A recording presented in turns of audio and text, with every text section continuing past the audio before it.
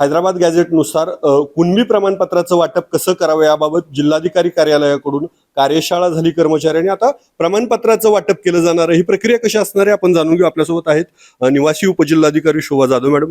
Madam, हे प्रमाणपत्र आता कधीपासून वाटप होणार आहे आणि कार्यशाळेत काय प्रशिक्षण दिले?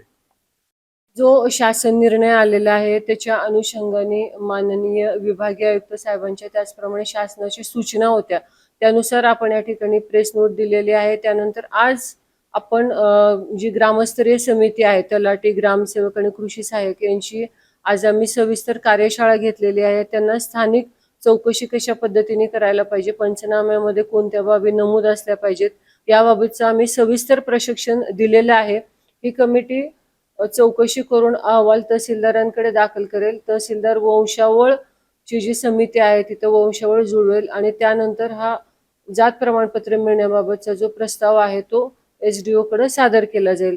धाराशिव जिल्ह्यामध्ये आपण हे प्रमाणपत्र तातडीने देण्याबाबतची सूचना सर्व खालील यंत्रणांना दिलेली आहे। प्रस्ताव तयार करताना प्रमाणपत्रासाठी लोकांनी कुठली काळजी घेतली पाहिजेत, कुठले डॉक्युमेंट त्याला जोडले पाहिजे? आता याच्यामध्ये शासन निर्णयामध्ये ज्या बाबी नमूद आहेत त्या पद्धतीने कागदपत्र जोडणं अपेक्षित आहे।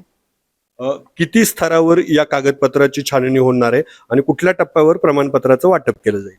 आता याच्यात चौकशी जी आहे ती स्थानिक पातळीवरती होणार आहे, तो एक विषय आहे। त्यानंतर तहसीलदार वंशावळची जी समिती आहे तिथं ती वंशावळ सिद्ध करतील आणि त्यानंतर तो प्रस्ताव SDO कडे जाईल। म्हणजे अर्थातच या ठिकाणी 3च टप्पे असणार आहेत।